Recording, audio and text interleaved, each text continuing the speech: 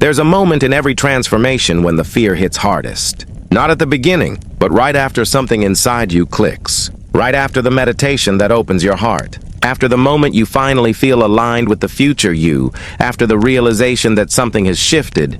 And just when it feels like you've cracked the code, suddenly, the fear crawls back in. The thoughts begin racing. The nervous system starts reacting. Your body contracts. You question everything. You feel like you're regressing. But this is the moment most people get wrong because what you're experiencing isn't failure. It's friction between your old identity dissolving and your quantum self beginning to emerge. Most people assume alignment means feeling calm all the time, that once you match the frequency of your dream reality, the rest will be easy. But that's not how quantum shifts work. In fact, the more powerful the timeline you're stepping into, the louder your survival system screams on the way in. This is biology meeting consciousness. The body's job is to keep you alive based on what it knows from the past. But manifestation by nature requires you to break the loop of familiarity and step into the unknown. Your nervous system isn't resisting your dream. It's reacting to unfamiliar signals that threaten its control. The same way your muscles resist when you stretch beyond your normal range, your subconscious resists when you stretch into a new identity. And that's not weakness. That's proof you're expanding. This is where most people collapse back into their previous self. Not because they're not ready, but because they don't recognize this resistance for what it really is. A call to regulate, not retreat. A call to stabilize your frequency, not because something is wrong, but because something is working. And here's what no one tells you. Fear doesn't mean you're off track. Fear, when observed without judgment, is an indicator of transformation. It's the residue of an old self being dislodged by the presence of a new you. Let's go deeper. According to quantum physicist Amit Goswami, the quantum self is not bound by the limitations of time, space, or personal history. It is a field of infinite potential, a part of you that already exists in alignment with your highest truth. But to access this self, you must collapse the possibilities into form through intentional observation. And that observation must be coherent, not distorted by fear, panic, or the need to control the outcome. That's why emotional regulation isn't just a tool for healing. It's the bridge between your current state and the version of you who already lives the reality you desire. Joe Dispenza explains this beautifully. Your body responds to your thoughts as if they were real events. When you think fearfully, your body goes into survival. When you think in alignment with your future, your body recalibrates to that new possibility. But this recalibration isn't instant. There's a moment where your body is still addicted to the chemistry of your past, even as your mind is choosing a new direction. That's the gap, the sacred discomfort, the space between identities where your nervous system wants to pull you back and your soul is asking you to stay. So here's the truth. Staying aligned doesn't mean eliminating fear. It means recognizing fear as a signal, not of danger, but of departure. You are departing from an identity that was familiar, even if it kept you stuck. You're leaving behind neural pathways that were wired for limitation. You are stepping beyond the gravitational pull of who you've always been. And the fear isn't a stop sign. It's a sign you're in motion. So when fear interrupts your shift, you don't need to start over. You don't need to question your worth. You don't need to force yourself back into high vibration. You need to pause, breathe, observe the fear without becoming it. And remember, your quantum self has already made the leap. Your only task now is to stay coherent long enough to meet it. This is the beginning of a new relationship with fear, not as something to eliminate, but as something to listen to, decode, and alchemize. And in the next section, we'll go deeper into what's actually happening in your subconscious when fear arises and how to navigate it without collapsing your frequency. Fear is not the enemy. Fear is feedback. It tells you that something new is happening inside your energetic architecture, something the old self doesn't know how to survive. But here's the paradox.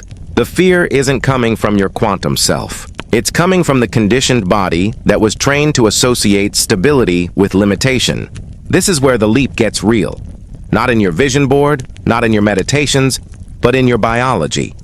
Your nervous system wants safety, and anything unfamiliar, no matter how aligned, how expansive, how divine, can feel unsafe if it's not what your body is used to receiving. This is not sabotage. This is survival instinct. Amit Goswami calls the quantum self the bridge between consciousness and potential. It is not attached to form but to awareness. And the moment your awareness begins to shift through intention, repetition, or elevated emotion, you begin to access that bridge. But that access doesn't always feel like bliss. Sometimes it feels like disorientation, like heat rising in your chest, like tears without a clear source, because your body has to catch up with your choice. Your old patterns start to break down. The programs that were silently running begin to crash. And that crash, that shaking, that dysregulation, it means the field is receiving a new signal. That is quantum flow in action. Joe Dispenza teaches that the subconscious mind governs 95% of who we are by the time we're 35 years old. That includes not only your habits and beliefs, but also your biochemical addiction to emotion. So if you've been living in survival mode, hyper-alert, reactive, skeptical, guarded, then even joy will feel threatening. Peace will feel foreign. Expansion will feel uncomfortable. The body will scream for what it knows, even if what it knows is suffering. This is why people who begin manifesting love often feel unworthy. Why those stepping into abundance start panicking about loss. Why those calling in freedom suddenly feel lost. The subconscious is not resisting you. It's asking, are you sure we're safe here? This is the spiritual work that no one glamorizes. The recalibration of your nervous system to accept peace as normal. To accept joy without guilt. To breathe into expansion without holding your breath, waiting for the collapse. You are not just choosing a new timeline. You are teaching your body to live there. And that requires regulation, not as a task, but as a devotion. It means noticing when your breath becomes shallow, when your jaw tightens, when your thoughts speed up, and gently guiding yourself back, not to perfection, but to presence. So let's make it real. When fear arises in the middle of your shift, what's the first signal your body sends? Is it your stomach tightening, your hands getting cold, your chest closing? The key to staying aligned is not ignoring that signal. It's responding to it with consciousness. Place a hand on your heart. Slow your breath. Tell your body, I know you're scared, but we are not in danger. We are just expanding. You don't push the fear away. You sit beside it. You love it. And through that love, you reclaim your signal. When you do this, something subtle begins to shift. The fear doesn't disappear, but it transforms. It becomes data. It becomes a guidepost. It reminds you that the leap is happening not only in your vision, but in your cells. You are not just visualizing change. You are becoming the embodiment of that change. And embodiment, unlike fantasy, has weight. It moves through muscle, breath, memory. That's why it takes practice, not force, not perfection, just practice. Now, I want to hear from you. If you're comfortable, share in the comments. What's the emotion, the sensation, or the pattern that tends to pull you back when you're on the edge of a breakthrough? When we name it, we take its power back. When we share it, we collapse the illusion of isolation. And when we see it in each other, we remember no one is shifting alone. Let's keep going. In the next section, we'll explore what's buried beneath the fear, the unconscious patterns, the emotional echoes, the forgotten wounds that rise not to stop you, but to finally be seen. The body resists, yes, but so does the unconscious. Because when you begin shifting into a new identity, the mind doesn't just question your ability, it starts bringing to the surface every fragment of self you abandoned along the way. This is why quantum leaps often feel like emotional ambushes. You begin to align with your abundance, and suddenly old voices whisper that you're selfish. You try to embody love, and unresolved shame rises like smoke through your chest. You commit to living freely, and a part of you tightens in guilt, as if you're betraying someone by becoming more of yourself. Carl Jung said, "Until you make the unconscious conscious, it will direct your life and you will call it fate." This is not just philosophy. It's the lived experience of shifting timelines. When you enter the quantum field with clarity, you don't just access your higher potential. You also activate the parts of your shadow that were wired into your sense of self, and they don't want to sabotage you. They want to be acknowledged, to be held, to be integrated. In the context of quantum jumping, this means that every time you leap, you awaken pieces of yourself that were silenced by survival. They may show up as fear, self-doubt, jealousy, even anger. Not because you're broken, but because these parts of you were built to keep you safe in an outdated environment. They learned to shrink so you wouldn't attract criticism. They learned to please so you wouldn't be abandoned. They learned to numb so you wouldn't feel the pain of rejection. And now, as you stretch into a new field of possibilities, those old survival codes start to fire again. Not to destroy you, but to test whether you're truly choosing something new. The test isn't external, it's vibrational. Are you willing to stay centered when your inner child panics? Are you willing to hold your frequency when an old wound reactivates? Are you willing to respond to discomfort with presence instead of performance? This is the real work of consciousness. Not bypassing your fear with love and light, but meeting your fear with maturity, gentleness, and truth. And here's the most powerful truth of all. The shadow isn't trying to pull you back. It's trying to join you. Those scared, rigid, hurt parts of you aren't obstacles to your expansion. They are the parts that need to be brought into coherence with your expansion. When you integrate those pieces instead of rejecting them, your frequency doesn't just rise, it stabilizes. Because now you're not leaking energy in the form of internal conflict. You're unified. You're whole. And wholeness is magnetic. Imagine this. You're standing at the threshold of your desired reality, and fear rises. Most people try to suppress it, but you do something different. You sit, you breathe, and you say, I see you. You're welcome here. We're going anyway. In that moment, you're not just jumping, you're leading yourself. And that leadership becomes a signal, a vibrational signature the field can respond to. Because the quantum doesn't need you to be perfect. It needs you to be clear. Clarity isn't the absence of fear. It's your willingness to move with it, to breathe through it, to carry it gently instead of letting it drive. This is the inner revolution, the shift that sustains itself.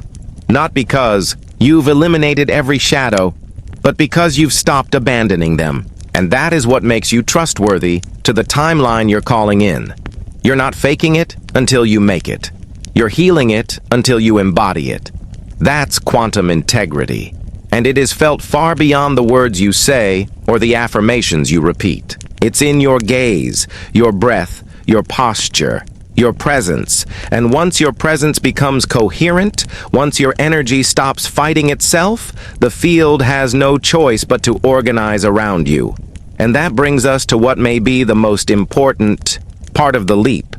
Knowing how to stay in the flow when everything inside you wants to retreat. Not forcing, not controlling, but gently recalibrating, continuously, lovingly. That's where we go next. You already know how to visualize. You already know how to set intentions. But the real leap happens when your inner world begins to tremble, and instead of running, you remain, you witness, you feel, and you choose not to collapse. That's the moment when you shift from being a student of manifestation to becoming the embodiment of quantum presence. Not by forcing the fear out of your own system, but by staying with it long enough for it to transmute. Because here's what most people don't realize. Regulation is not about suppressing your emotions. It's about staying conscious while they move through you. It's about being the observer without losing your center. When you stay conscious inside, discomfort. When you soften instead of harden. When you breathe instead of brace, you are literally sending a new signal to your nervous system. You are training your body to feel safe inside expansion. And that is the foundation of sustainable transformation. You don't need to be in a perfect emotional state to stay in alignment. You need to be honest. You need to be compassionate with yourself. Alignment is coherence, not control. It's the decision to keep tuning into the field of your future self, even while your old self whispers fear. This is the balance most people miss. They chase a high vibration, thinking they must always feel euphoric. But the field doesn't respond to your mood. It responds to your consistency. Your job isn't to be fearless. Your job is to be fluent in your own energy. To know when your heart is closing and to gently open it again. To know when you're acting from survival and to return to trust. To know when the mind is spinning stories and to drop back into the truth of your breath. In those tiny choices made again and again, your new reality is formed. The quantum field doesn't operate on time. It operates on frequency, which means your desired timeline is never far away in linear distance. It's a shift in vibration. And that shift often happens subtly, quietly, in the moments when you choose to stop reacting and start breathing. It's in how you stand up from your chair, how you respond to a difficult message, how you hold your spine when doubt creeps in. Those are not small details. They are entries in the vibrational code you're emitting. Let's make this tangible. Imagine you're deep in the middle of your quantum shift. You've been visualizing, you've been practicing presence, but suddenly something triggers you. A memory, a setback, a comment. Your stomach tightens, your chest collapses, your thoughts spiral. In that moment, you have a sacred choice. You can collapse back into the old timeline, or you can pause. You can inhale deeply, exhale slowly, and remind your body, we're not going back. You place your hand over your heart and whisper, we are safe. We are expanding, and I am choosing to remain. This is how quantum flow becomes your default. Not by resisting your waves, but by learning how to ride them. When your body wants to close, you soften. When fear pulls you, you re-enter. You don't suppress emotion. You feel it all the way through without losing your signal. And in doing so, you become more than a manifester. You become a transmitter, a stabilizer of timelines, a creator of coherence in a chaotic world. When you choose to regulate instead of retreat, your field becomes magnetic, your timeline stabilizes, and the quantum responds not just to your desire, but to your devotion. And if you've come this far in the journey with us, if this message has met you where you are and you feel something real shifting inside you as you listen, then consider joining this space by subscribing. This is more than content. It's a transmission, and you're not just watching, you're participating in your own shift. Let's keep going. In the final part of this journey, we'll bring it all together. You'll see how everything you felt, faced, and navigated is not pulling you away from alignment, it's refining it. And the truth is, you're already further than you think. You made it through. Not just through this video, but through something far greater. Your own internal resistance. That subtle wall between who you were taught to be and who you're now becoming. And even if it didn't feel dramatic, even if there were no fireworks or emotional breakdowns, you still shifted. Because every time you chose presence instead of panic, softness instead of defense, breath instead of collapse, you jumped. And quantum jumps are rarely loud. They are most often made in silence, in the stillness of the decision to stay aligned no matter what. There's a misconception that spiritual growth is linear, that once you learn the tools, you'll never fall again. But falling is not failure. It's feedback. It's the field reminding you that your work is not to escape human emotion, but to move through it with a higher frequency. Alignment is not a permanent state. It's a living relationship between your awareness and your vibration. Some days it flows, some days it wobbles. What matters is that you keep returning again and again and again, because returning is the ritual. Returning is the leap, and the more often you return to the signal of your quantum self, the more natural it becomes. Not because the fear is gone, but because the fear no longer leads. You do. You've probably realized by now that the version of you living the life you desire was never far away. That version wasn't waiting in another country or another decade. It was vibrating on a different channel right here, right now. And every moment you regulate, breathe, and choose your new frequency, that version steps closer. Not as a fantasy, but as your embodied identity. This is how real transformation happens. Not by force, not by perfection, but by practicing truth inside of chaos. By remembering who you are when your past calls you back. By choosing to honor the version of you that sees beyond fear and still says, we continue. And when you do continue, when you refuse to abandon your shift just because fear whispers louder than usual, you become something rare. You become trustworthy. Not in the eyes of others, but in the field itself. The universe begins to respond to your consistency. It meets you with new clarity, with aligned opportunities, with unexpected openings. Because now your signal is no longer fragmented by internal conflict. It's coherent. It's magnetic. It's yours. There is no timeline you're not worthy of, no frequency that is too far to reach. The quantum doesn't gatekeep possibilities. It simply mirrors what you embody. So, if you're listening to this right now and a part of you still wonders whether it's working, let this be your confirmation. It is. Every time you choose to pause instead of panic, to breathe instead of brace, to observe instead of react, you collapse another loop. You unhook from another old pattern, and that is the leap. You're not behind. You're not broken. You're not too late. You're in motion.